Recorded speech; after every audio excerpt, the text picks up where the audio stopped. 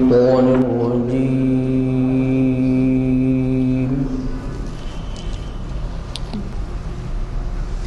بسم الله الرحمن الرحيم.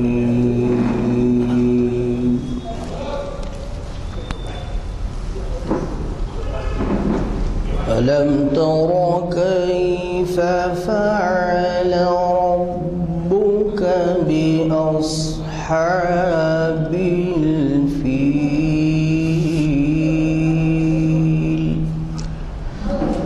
ألم يجعل كيدهم في تضليل وأرسل عليهم طيرا أبابيل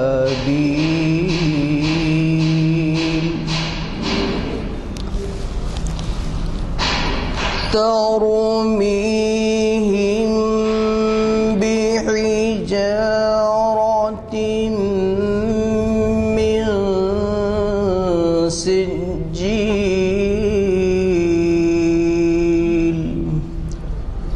فجعلهم كعصف مأكول.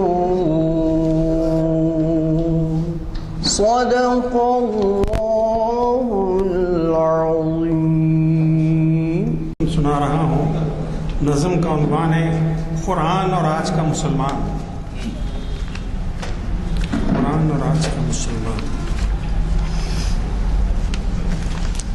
مایوس شفا کو آسرا دیتے ہیں، مایوس شفا کو آسرا دیتے ہیں، آیات کو تعویذ بنا دیتے ہیں.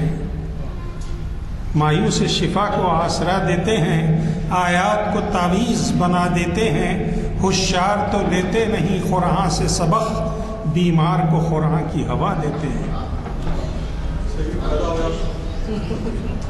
غفلت جو کی گئی ہے خدا کی کتاب سے، درد اس کا پوچھو قلب رسالت ماں آپ سے. بے اعتنائی ایسی کتاب خدا سے ہے، جیسے کسی مریض کو نفرت دوا سے ہے. بیگانہ یوں ہیں جیسے کوئی واسطہ نہیں، قرآن کتاب ان کی ہے رب ان کا خدا نہیں. حق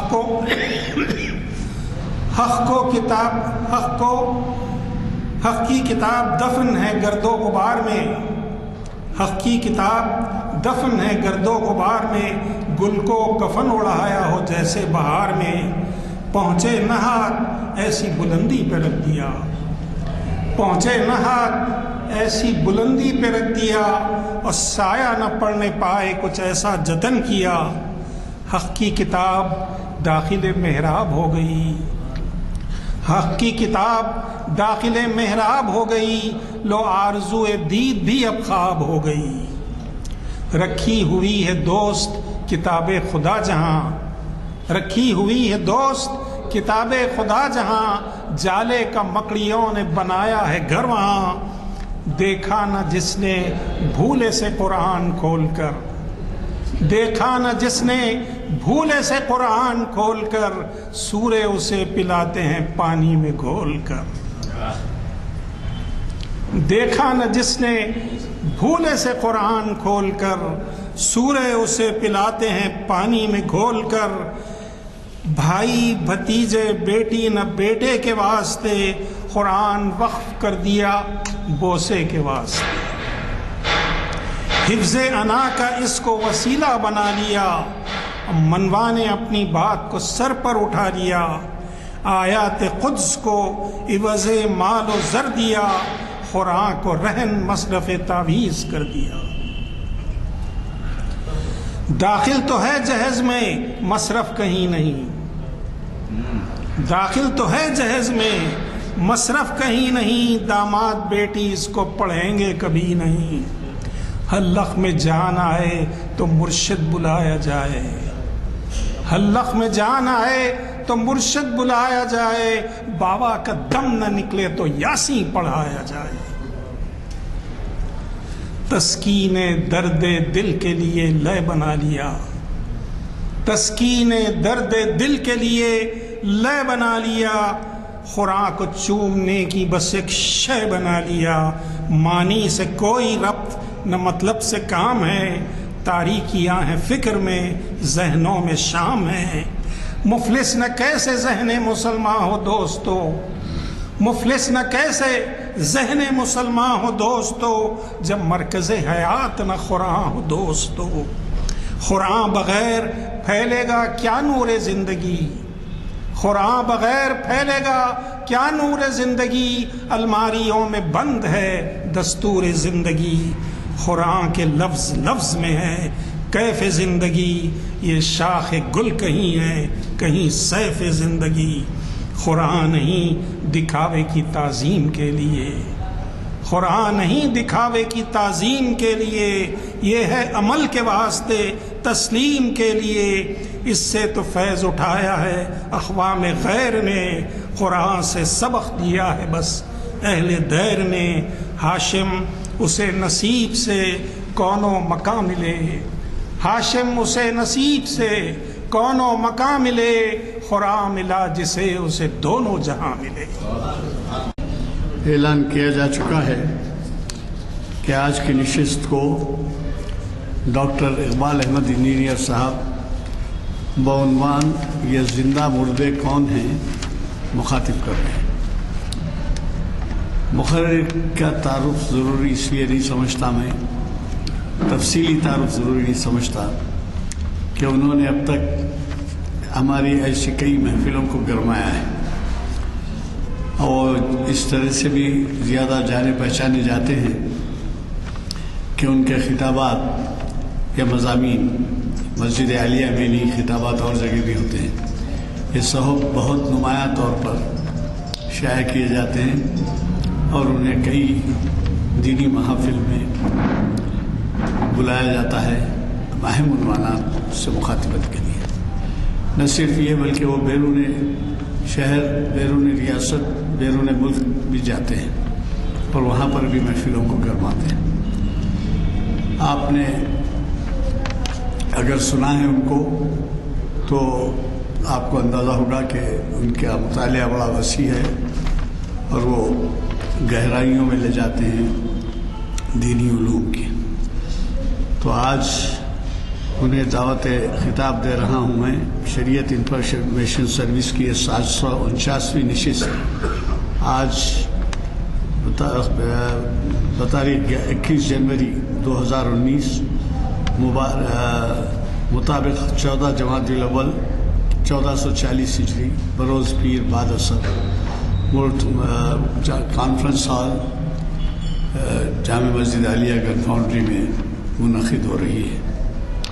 مجھے صرف اتنا ہی کہنا ہے کہ پرسوں جو خطاب ہے وہ بھی بہت اہم ہے۔ علامہ اقبال کی ڈائری کے چند اوراق پر ڈاکٹر رؤوف خیر، وہ بھی اقبالیات کے ماہر سمجھے جاتے ہیں، آپ ضرور اس میں بھی شرکت فرمائیں 4 شنبے کے دن بعد اثر اسی جگہ پر۔ تو میں آج کے مفتی صاحب کو دعوت خطاب دیتا ہوں کہ وہ اپنے کلام سے، اپنے خیالات سے ہمیں استفادہ کا موقع دیں۔ نحمدہ نصلی علی رسول الکریم، ربی اشرح لی صدری ویسر لی امری واحلل عقدۃ من لسانی یفقہوا قولی۔ محترم غلام یزدانی صاحب ایڈوکیٹ، برادرم نانک سنگھ نشتر صاحب، اور اس محفل میں شریک ہمارے رفقا، ابھی نعت شریف کیا ہے، میں سمجھتا ہوں کہ نظم تھی قرآن کے معاملے میں اور میرے اس عنوان سے بڑی مطابقت رکھتی ہے، تو میں نے شکریہ ادا کیا کہ بھائی آپ نے میرے عنوان کو استقامت دے دی یہ پڑھ کر۔ تو عنوان میں نے رکھے ہیں کہ زندہ مردے کون ہیں۔ اس عنوان میں ایک تو مسلمانوں سے مخاطبت ہے کہ وہ ذرا غور کر رہے ہیں، کہیں اس عنوان کے تحت تو وہ نہیں آتے، انشاءاللہ وہ نہیں آئیں گے تو یہ بھی غور کریں کہ ان کی ذمہ داری کیا ہے. جو زندہ مردے ہیں ان کو زندگی کیسی بخشی جائے. پہلے خود زندہ ہو جائیں یا دوسروں کو زندہ کریں. یہ عنوان دراصل آج کے حالات کے اعتبار سے دنیا میں اسلام کو الگ تھلگ کرنے کے بعد اس کی وجوہات ابھی آپ کے سامنے آ گئی تھی. ان وجوہات پہ غور و فکر کرنے کے بعد اس میں کس طرح جلا دی، ان مردوں کو کس طرح جلا دی جائے، اس پہ غور کرنے کی ضرورت ہے، کیونکہ دائرہ تنگ ہوتا جا رہا ہے. اور جب تک آپ اسے ان آلات اور ان آیات سے نہیں توڑیں گے، یہ ہمارے لیے بھی اور ساری انسانیت کے لیے بھی مسئلہ بن جائے گا. کیونکہ اصل کنجی تو آپ ہی کے پاس ہے.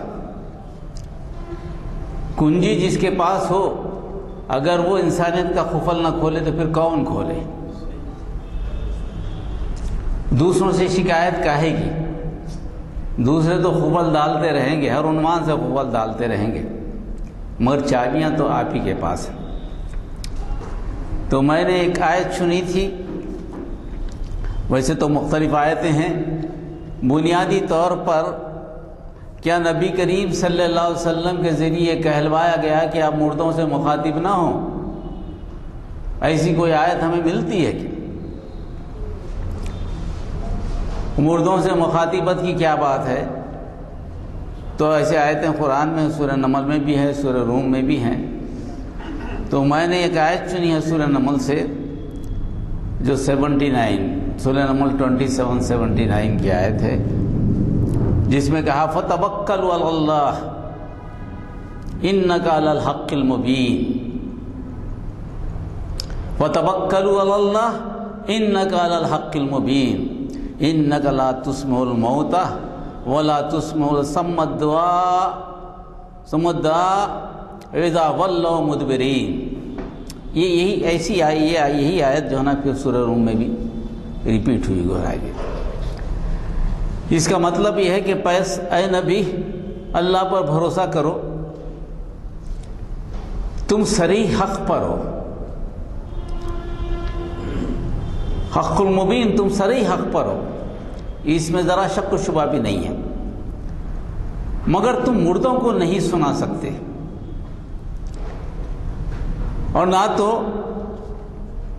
بہروں تک اپنی پکار پہنچا سکتے ہو جو پیٹ پھیر کر بھاگے جا رہے ہیں.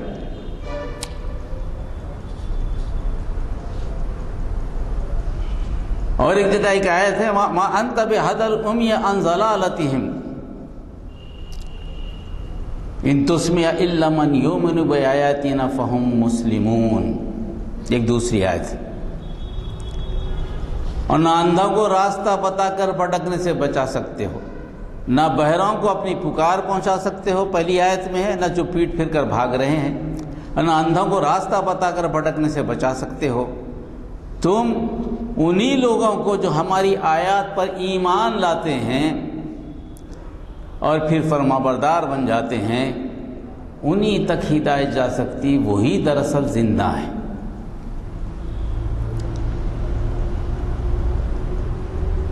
اس آیت نے زندہ اور مردہ دونوں کی تفسیر کر دی. اللہ تعالیٰ کے نزدیک زندہ وہ ہے جو اللہ تعالیٰ کی آیات کو سنے، نبی کریم صلی اللہ علیہ وسلم کی زندگی کو نمونہ زندگی بنا لے، اس میں کہیں اس کی خواہشات کا دخل نہ ہو، خواہشات کو پرے ڈال دے.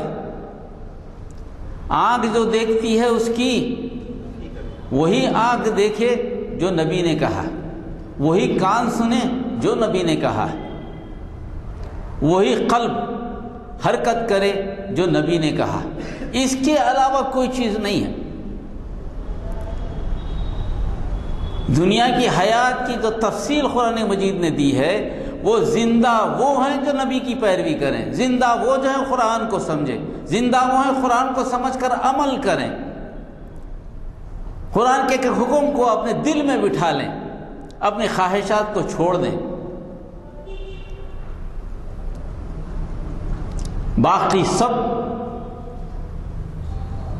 نہیں ماننے والے، عمل نہیں کرنے والے مردے ہیں. مکمل طور پر عمل کرنا اللہ کی بتائی ہوئی آیات پر، یہ صحیح زندہ ہے، یہ ان کی مکمل زندگی ہے. اگر کہیں خواہش نفس آ جائے بلا تفریق ہو، چاہے مسلمان ہو یا کوئی دوسرا ہو، اس عمل پر وہ مردہ ہے. وہ عمل جو کیا وہ مردے کا عمل کیا ہے، اس کا عمل شمار نہیں ہوگا.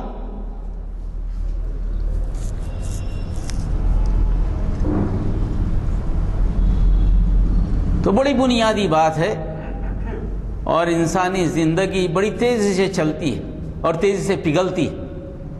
اس میں موقع نہیں ہے کہ پھر کوئی لمحہ جانے والا لمحہ پھر لوٹ آئے. یہ قرآن کی آیت دراصل سارے لوگوں کو، سارے انسانوں کو متوجہ کرتی ہے کہ دیکھو، غور کر لو تمہیں کون سی زندگی گزارنا ہے. وہ حیات جو دنیا میں بھی ہو، ہمیشگی میں بھی ہو، وہ حیات جو زندہ تو ہے مگر مردوں میں شمار ہے، کیونکہ تم کو جو حواس خمسہ دیے گئے ہیں وہ تم استعمال نہیں کرتے.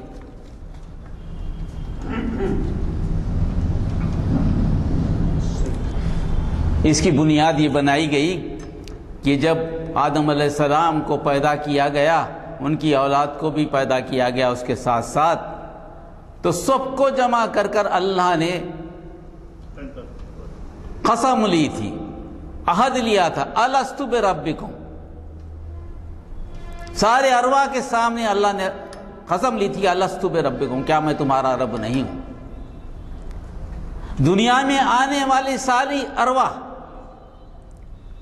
انہوں نے گواہ دی تھی کہ قالوا بلا.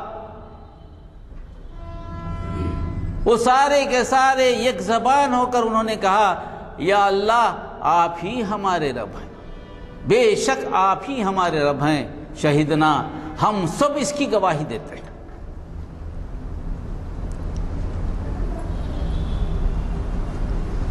ہم سب اس کی گواہی دیتے ہیں. ایسا نہیں کہ ایسی بھیج دیا گیا.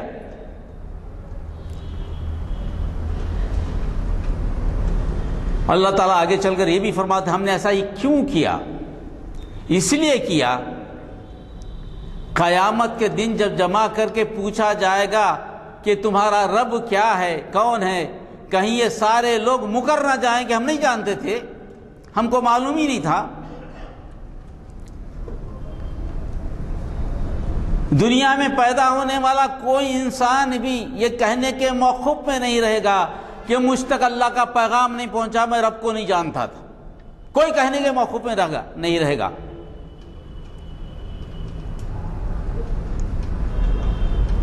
دوسری وجہ یہ بتائی گئی، کہیں یہ لوگ یہ نہ کہہ دیں کہ ہمارے آباء و دادا اجداد تو شرک کرتے رہتے تھے اور وہی سلسلہ ہمارے پاس بھی آیا ہے، ہم بھی اسی کو فالو کر رہے ہیں، اور ان کے شرک کی پاداش میں ہمیں کیوں پکڑ رہا ہے اللہ تعالیٰ؟ کیونکہ ہم تک تو وہی پیغام پہنچا.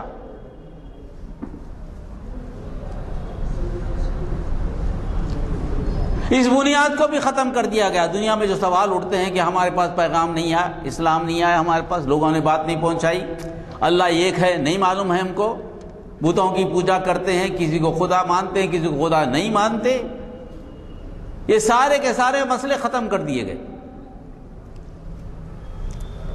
یعنی اللہ کے وجود کے لیے انبیاء کا آنا ضروری نہیں ہے. سارے لوگوں کو رب کی پہچان سے پیدا کیا گیا. اب زندگی گزارنے کے لیے، تخلیق کرنے کے بعد کیسے زندگی گزاری جائے، اللہ کس مقصد سے بھیجا ہے، اللہ کیا چاہتا ہے تم سے، زندگی کسے کہتے ہیں، اس کی ضرورت ہے.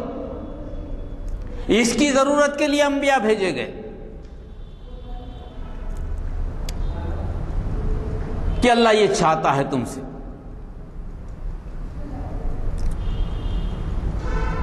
بحیثیت انسان بحیثیت تم کو یہ کرنا ہے. عبادت کس کی کرنا ہے؟ اللہ کی کرنا ہے.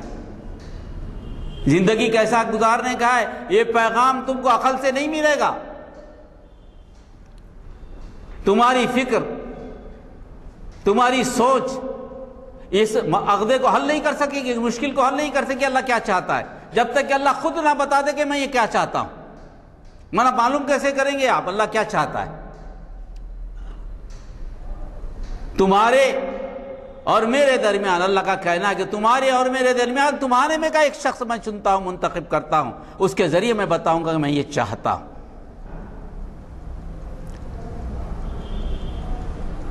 یہ زندگی یعنی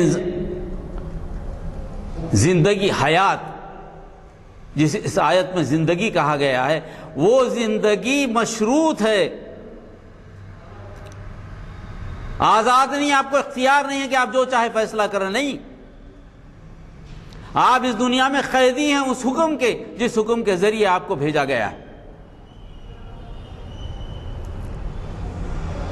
آپ احکام الہی کے پابند ہیں بس.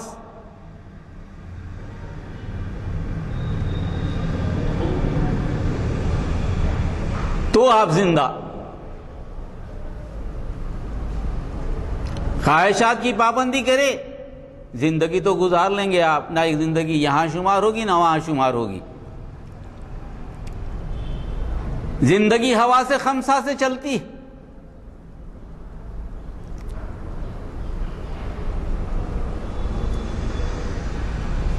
ہوا سے خمسہ میں کیا ہے کہ آیت میں فرمایا گیا آگے چل کر، اس کو بھی میں پڑھ لیتا ہوں. وَلَقَدْ ذَرَأْنَا لِجَهَنَّمَ كَثِيرًا مِنَ الْجِنِّ وَالْإِنسِ لَهُمْ قُلُوبٌ لَا يَفْقَهُونَ بِهَا لَهُمْ أَعْيُنٌ لَا يُبْصِرُونَ بِهَا لَهُمْ آذَانٌ لَا يَسْمَعُونَ بِهَا أُولَئِكَ كَالْأَنْعَامِ بَلْ هُمْ أَضَلُّ أُولَئِكَ هُمُ الْغَافِلُونَ. اس آیت میں اسی سے تعلق سے حقیقت یہ ہے کہ بہت سے جن اور انسان ایسے ہیں جن کو ہم نے جہنم کے لیے ہی پیدا کیا.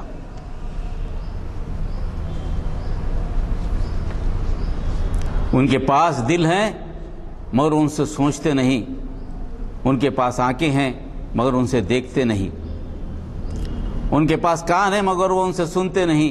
وہ جانوروں کی طرح ہیں بلکہ ان سے بھی زیادہ گئے گزرے. اور وہ لوگ جو غفلت میں کھو گئے ہیں. اب یہاں یہ جملہ کافی غور و خوض کا ہے. حقیقت یہ کہ بہت سے جن اور انسان کو ایسے ہیں جن کو ہم نے جہنم کے لیے ہی پیدا کیا.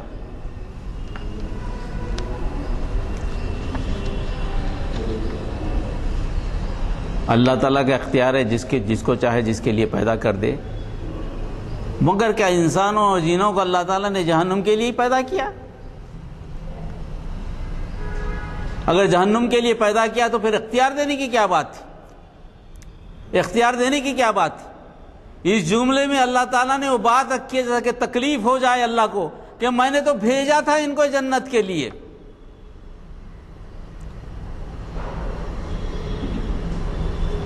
میں تو اس کے لیے بھیجا تھا کہ یہ مجھے پہچانتے، اپنے مقصد وجود کو جانتے، اپنے بھیجنے کو مقصد کو سمجھتے.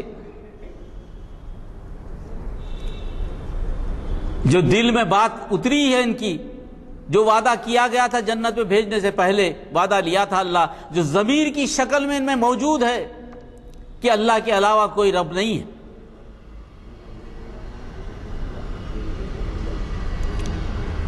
اسی لیے وہ کسی نہ کسی رب کی تلاش میں. ورنہ کیا بات ہے اللہ کو چھوڑ کر اتنے رب بنا لینا، کیا پڑی ہے؟ کتنے دیوی دیوتا ہیں اپنے سے اونچا کسی نہ کسی کو مانتے آئے. یہ جو ماحول ہے دنیا کا، یہ دنیا کے ماحول میں کوئی آدمی بھی کسی نہ کسی کے زیر سرپرستی ہے. یہ خود اس بات کی گواہی ہے کہ ان سے بڑا کوئی ہے، یہ ضمیر کی شکل میں ان کے پاس موجود ہے۔ کیا ہی اچھا ہوتا یہ لوگ استعمال کرتے اس کو، انہوں نے استعمال نہیں کیا۔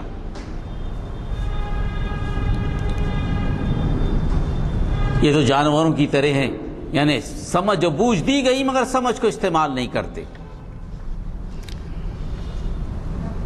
اس میں یہی بتایا گیا کہ اللہ تعالیٰ نے انسان کو جو بھیجا ہے،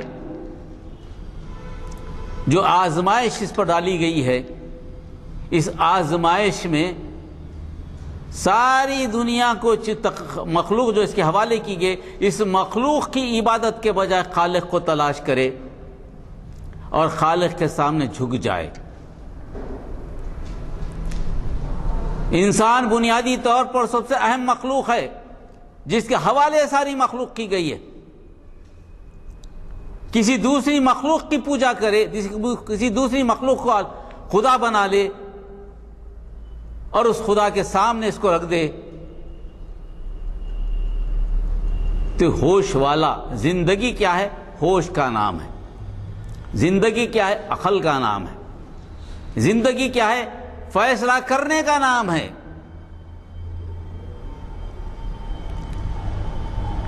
زندگی کیا ہے؟ اپنے اختیارات کو استعمال کرنے کا نام ہے جس میں اس کا فائدہ ہو۔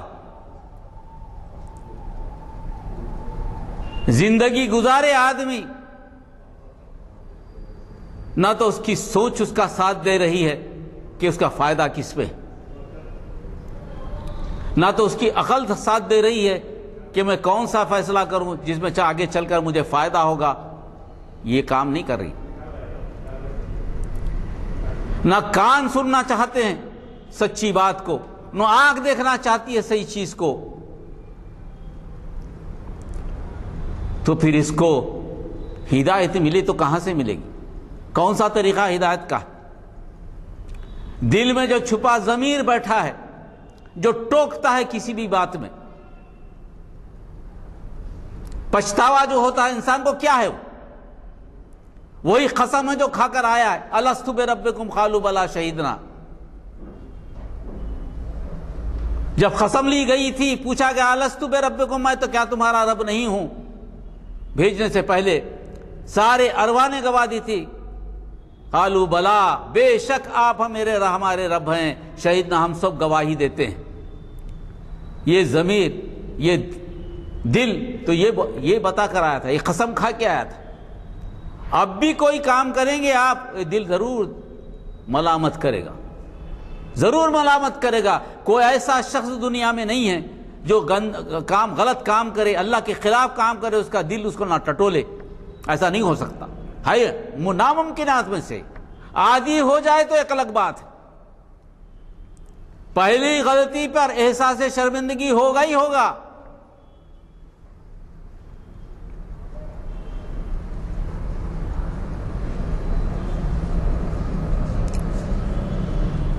یہ بات اس میں کہی گئی۔ اور ایک بات یہ ہے اس میں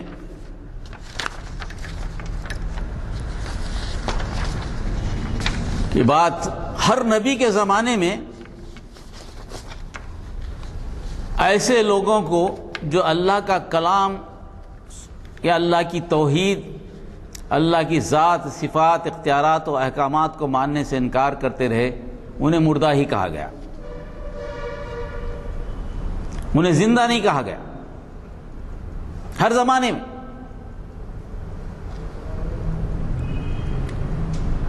اور قرآن نے بھی اس کی تصدیق کر دی، قرآن نے بھی کہا کہ وہ مردہ ہیں، سن نہیں سک رہے ہیں، سمجھ نہیں سک رہے ہیں۔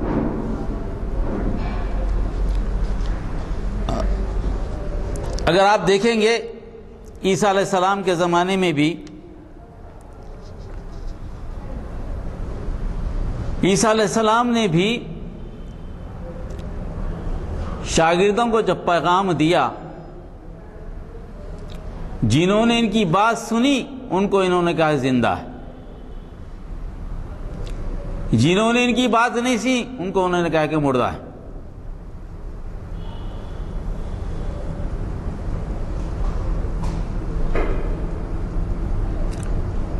تو اس کا مطلب یہ ہوا کہ قرآن کی جو تفسیر ہے، جن لوگوں کو مردہ کہا جائے قرآن میں، یہ کوئی پہلا اصول نہیں ہے جو قرآن نے بنایا ہے۔ ابتدا ہی سے جو اللہ کے کلام کو نہ سننے والے ہیں ان کو مردہ ہی کہا گیا، ان کی زندگی کو شمار نہیں کیا گیا، زندگی ہے۔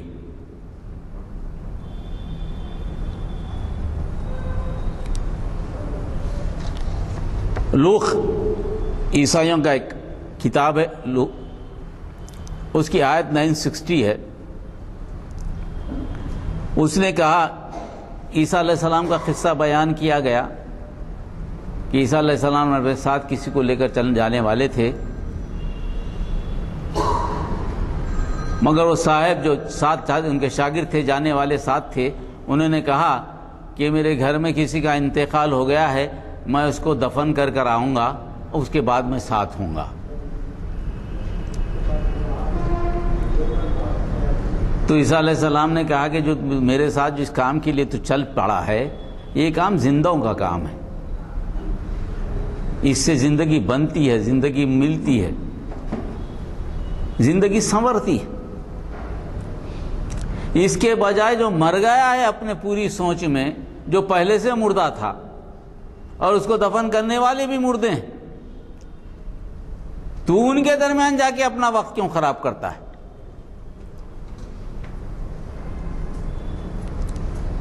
اس سلسلے میں لوگ جو کتاب ہے اس کا 9 چیپٹر 60 میں جو عیسیٰ علیہ السلام نے کہا، میں اس کو پڑھ دیتا ہوں۔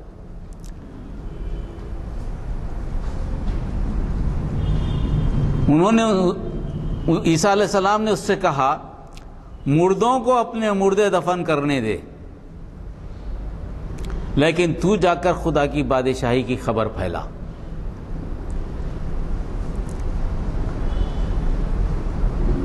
یہاں بھی مردوں کو اپنے مردے دفن کرنے دے، یعنی جو زندہ آدمی ہے مردے کو جو دفن کر رہے ہیں اس کو عیسیٰ علیہ السلام نے زندہ نہیں کہا، مردہ کہا ان کو بھی۔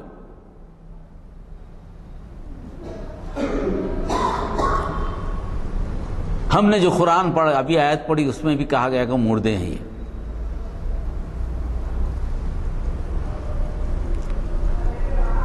اب سوال یہ ہے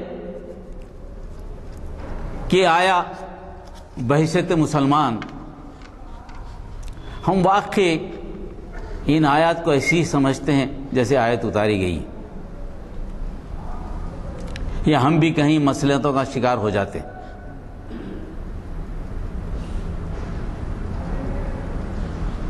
ایسا اکثر ہوتا بھی ہے۔ گناہ سے کون بچا ہے؟ گناہ ہو جاتا ہے۔ موسیٰ علیہ السلام تک تو توبہ کی اجازت نہیں تھی،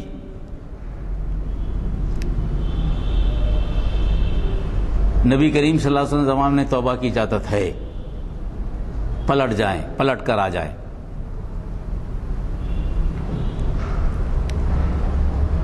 تو کوئی لمحہ ایسا نہیں ہے جس میں کہ انسان سے غلطی نہیں ہوتی، اس کو پلٹ جانا چاہیے، پلٹ کر آنا چاہیے۔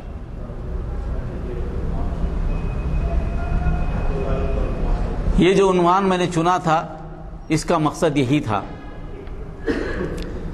کہ زندہ بننا چاہیے، ہمیں زندگی زندہ ہونا چاہیے۔ آج کے زمانے میں جہاں ہر طرف زندگی کو ختم کرنے کی کوشش کی جا رہی ہے، زندگی سے مراد اللہ کا وہ کلام، اللہ کی وہ پہچان جو انبیاء کے ذریعے سے پہنچی، 1,86,000 پیغمبر پہنچائے کہ اللہ کی ذات کے تعلق سے، اس پیغام کے ہم ذمہ دار ہیں۔ جب تک اس پیغام کو اسی اعتبار سے نہیں سمجھیں گے جیسے کہ سمجھنا ہے کہ نبی کریم صلی اللہ علیہ وسلم نے کہا کہ دنیا مومن کے لیے قید خانہ ہے، یعنی آپ اپنی مرضی سے کوئی فیصلہ نہیں کر سکتے، آپ کی جان و مال تو خرید لی گئی، آپ بکے ہوئے لوگ ہیں. آپ کی جان و مال تو جنت کے وقت خرید لی گئی ہے، آپ کا کوئی حق نہیں ہے اب آپ کی جان و مال پر. جو آدمی بکا ہوا ہے خود سے فیصلے کیسے کرے گا؟ اگر یہ تصور عام ہو تو بات بنے گی.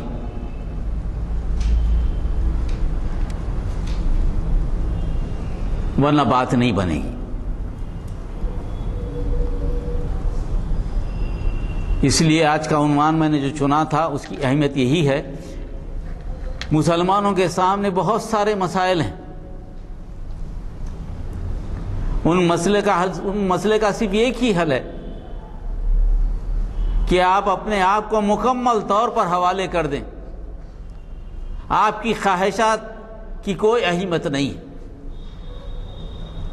آپ کی زندگی کی کوئی اہمیت نہیں ہے، آپ کے مسائل کی بھی کوئی اہمیت نہیں ہے، آپ کی پہچان کی بھی کوئی اہمیت نہیں ہے، کیونکہ آپ بکے ہوئے ہیں. بکاوا تو مال اس کا ہوتا ہی نہیں نا. اور جنت کے عوض بک گئے ہیں. عوض بھی کیا، جنت کے عوض بک گئے ہیں. تو یہ سارا کام اس پر لگنا چاہیے کہ آپ جب کوئی اچھی چیز دیکھتے ہیں، جب آپ یہ دیکھ رہے ہیں کہ میں کامیاب ہوں اپنا سب کچھ لٹا کر، میرا کوئی چیز اب میری نہیں ہے یہاں پر، وہی ہے جو اللہ کا حکم ہے اور کوئی دوسرا نہیں ہے، تو ہماری ذمہ داری بن جاتی ہے یہ پیغام اپنے حد تک ہی نہ رکھیں، اس کو دوسروں تک کیسے پہنچائیں. آج جو زمانہ جس مدار سے گزر رہا ہے اس میں یہی ایک کمزوری دکھ رہی ہے. سب اچھی زندگی گزارنا چاہتے ہیں، سب خوش رہنا چاہتے ہیں، سب انصاف چاہتے ہیں، سب انسانوں کا سلوک چاہتے ہیں، مگر کسی کو نہیں معلوم کہ انسانیت کیا ہے، نیک سلوک کیا ہے، درجے کیسے ہیں، نہیں معلوم. ہر آدمی خانوں میں بٹا ہوا ہے، ہر ایک کا خانہ الگ الگ ہے، اس کے خانے میں کوئی دوسرا آدمی جا نہیں سکتا.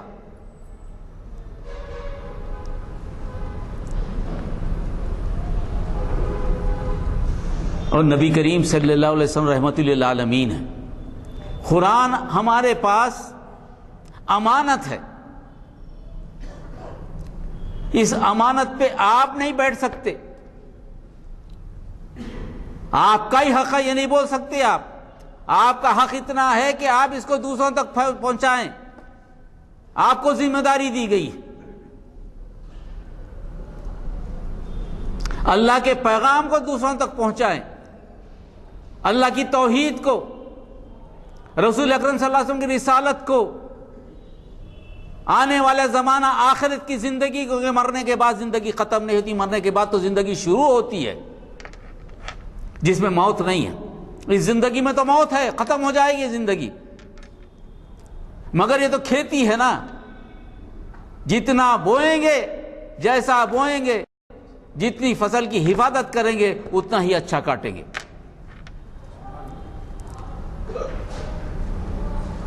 فصل کو کاٹنے کا وقت، ہر آدمی کی ایک عمر ہوتی ہے جو فصل کو کاٹنے کا وقت آ جاتا ہے. قیامت یہی نہیں ہے کہ جب سور پھونکا جائے گا، ایسا نہیں ہے. قیامت تو وہ ہے جب آپ کی موت قریب آ جائے. آپ کی تو قیامت ہوگی، ہماری قیامت ہو گئی، اس کے بعد کوئی عمل کرنے کی کوئی گنجائش نہیں ہے. زندگی بڑی تیزی سے گزر رہی ہے، برف کی طرف پگھل رہی ہے. ایسے وقت میں ہوشیار آدمی وہ ہے جو اپنے لیے توشہ تیار کر لے. اور ہم تو غلام، ہم تو بکے ہوئے ہیں جنت کے واسطے، ہم کو پریشانی کی ضرورت نہیں ہے. اتنا ہی ہے کہ یہ جو پیغام ہم تک آیا وہ دوسروں تک کیسا پہنچائیں گے. یہ اسی وقت ممکن ہے جبکہ آپ پیغام سے واقف ہو. پیغام ہے کیا؟ پیغام ہے کیا اس سے واقف ہوں.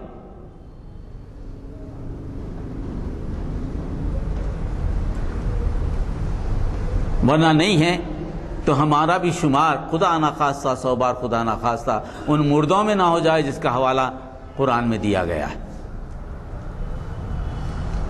کیونکہ ہمارے بھی اعمال کبھی کبھی مردوں کے ہوتے ہیں، کبھی زندوں کے ہوتے ہیں، مردوں کے ہوتے ہیں، زندوں کے، گزرتی رہتی ہے زندگی.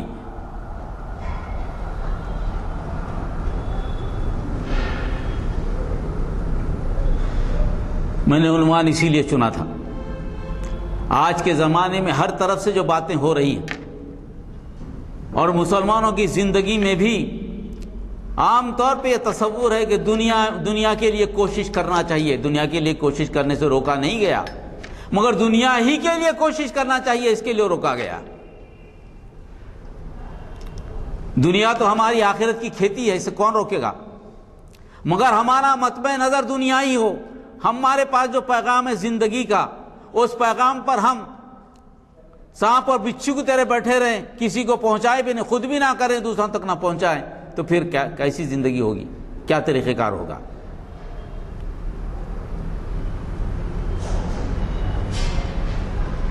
اسی لیے جو ہے یہ بات چنی گئی تھی اور سارے انبیاء کا یہی معاملہ رہا. قرآن نہیں، قرآن کا پہلے بھی جتنی کتابیں آئیں، جن لوگوں نے اللہ کی توحید کو نہیں مانا، رسول کی رسالت کو نہیں مانا، آخرت پہ یقین نہیں رکھا، ان کو سب کو مردہ ہی کہا گیا، کسی کو زندہ نہیں کہا گیا. زندہ وہ ہیں جو اس پہ یقین رکھتے. زندگی یہ ہے ایک مرتبہ مل جائے تو چلتی رہے. زندگی وہ جو دنیا میں آئے اس کے بعد جہنم کے حوالے ہو جائے تو وہ کیا ہے کہ زندگی؟ وہ تو زندگی نہیں ہوئی.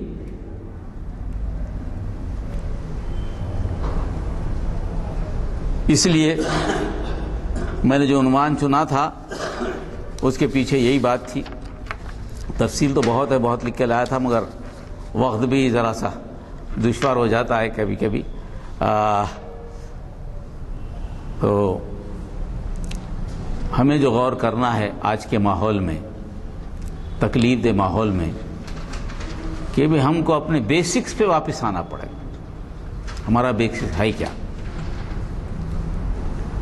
ہمارا بیسک یہ ہے کہ نبی کریم صلی اللہ علیہ وسلم کے طرف سے جو پیغام پہنچا ہے، اس پیغام کو جتنا ہم سمجھے ہیں، کوئی ضروری نہیں کہ پوری کی پوری قرآن ہم کو یاد ہو جائے. ہم جس مضمون سے ہیں، جس تعلق سے، جس پیشے سے تعلق رکھتے ہیں، اس کا تھوڑا سا علم ہم کو ہو جائے، اس پیشے کے لوگوں کو وہ علم پہنچا دے اور ان کو یہ بتا دیں کہ دنیا کی زندگی مختصر ہے، بڑی تیزی سے گزر رہی ہے، اس کے بعد موت کا آنا لازم ہے. موت کے بعد کی زندگی، اخروی زندگی ہمیشہ کی رہے گی. تو وہ زندگی دراصل زندگی ہے.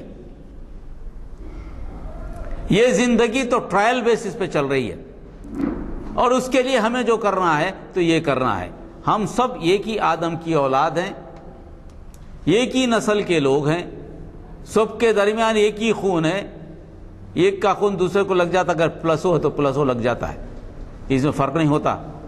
ہمیں نانک سنگھ اس تک اگر پلس ہے تو میرے کو لگ جائے گا، کوئی مشکل نہیں، میرا ہے تو ان کو لگ جائے گا، کوئی مشکل نہیں ہے. تو اس طرح سے ہر ایک کا خون لگ جاتا ہے، تو سب آدم کی اولاد ہے. تو آدم کی اولاد کا جو سلسلہ نبی کریم صلی اللہ علیہ وسلم تک آ کر ختم ہوا ہے، اب یہ ہماری ذمہ داری ہے کہ نبیوں کا کام ہم کریں، اس پیغام کو دوسروں تک پہنچائیں. یہ اسی وقت ممکن ہے جب نبیوں کے کام کی سمجھ ہم کو ہو. کوئی ضروری نہیں ہے کہ ہر پیشے والا ساری علم رکھے، نہیں، ایسا نہیں ہو سکتا. آپ کا جو پیشہ ہے، آپ جس پیشے سے منسلک ہیں، اس پیشے کی معلومات حاصل کر کے اپنے پیشے میں کام کیجئے، وہ دعوت پہنچائیے.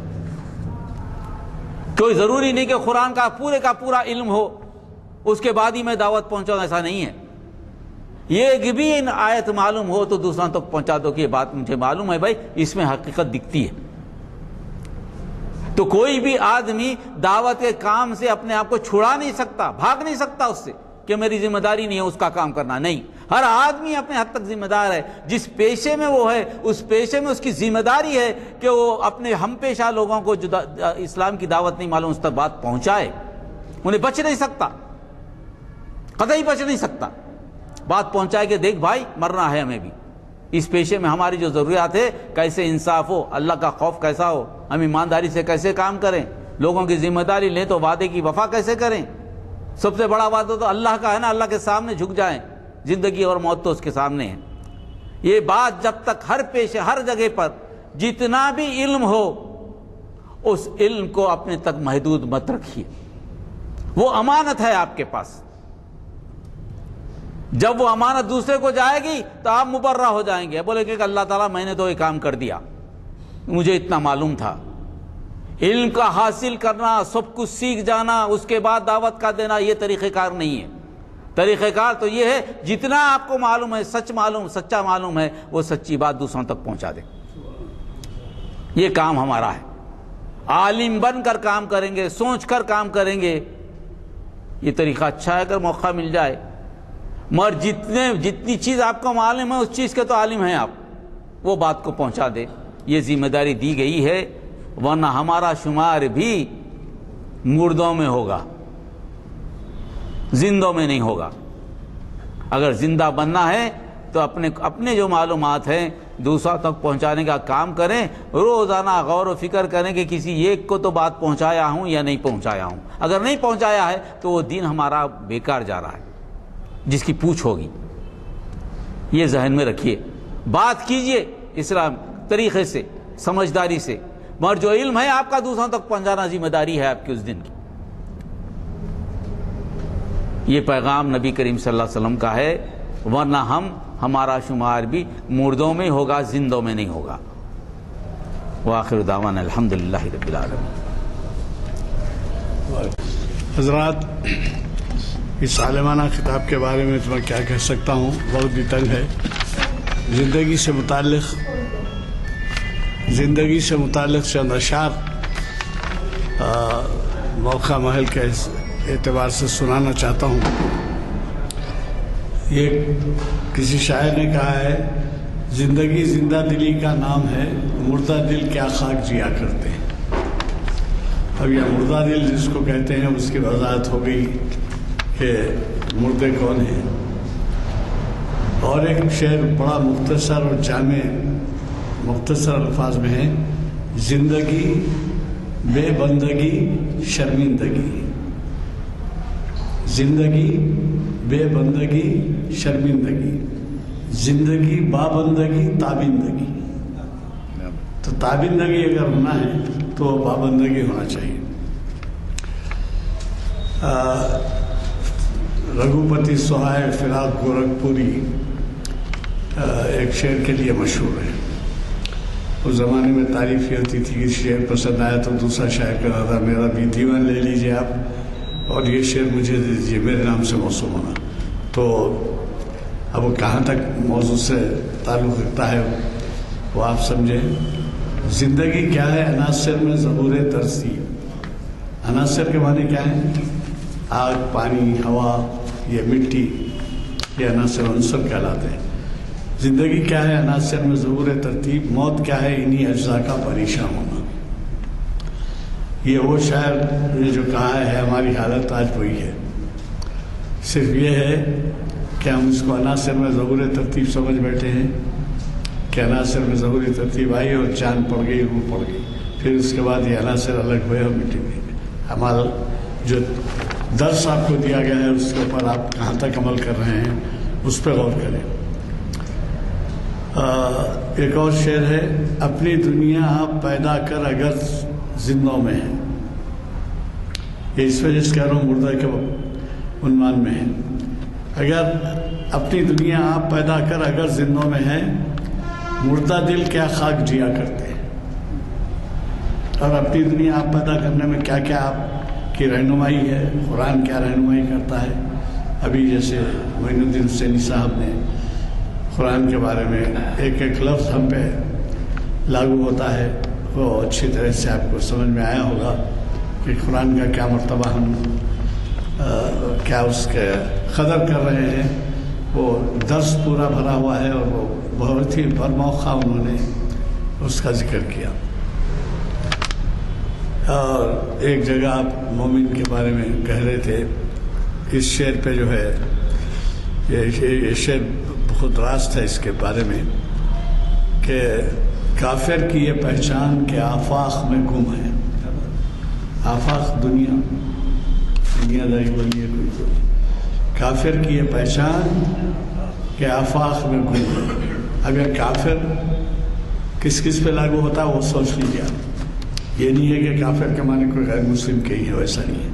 کافر کی یہ پہچان کہ آفاق میں گم ہے. مومن کی یہ پہچان کہ گم اس میں ہے آفاق. مومن کی یہ پہچان کہ گم اس میں ہے آفاق.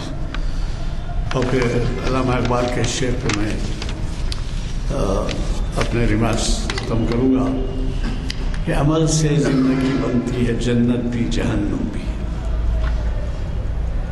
واہ واہ واہ واہ کیا اچھی تقریر تھی. واہ واہ واہ واہ کیا اچھا مضمون پڑھنے میں آیا. یہ سو آیا. اس کے بعد پھر خالی ذہن. عمل سے زندگی بنتی ہے جنت بھی جہنم بھی. یہ خاکی اپنی فطرت میں نہ نوری ہے نہ ناری ہے. نار کے معنی آگ. نور نہ نوری ہے نہ ناری ہے. تو یہ سمجھ بیٹھنا کہ میرا کسی اعتقاد سے عقیدت سے مذہب سے تعلق ہے، اس سے بڑاپن ہے میرے میں، یہ غلط ہے. عمل سے زندگی بنتی ہے جنت بھی جہنم بھی. یہ خاکی اپنی فطرت میں نہ نوری ہے نہ ناری ہے. میں دعا کی گزارش کرتا ہوں.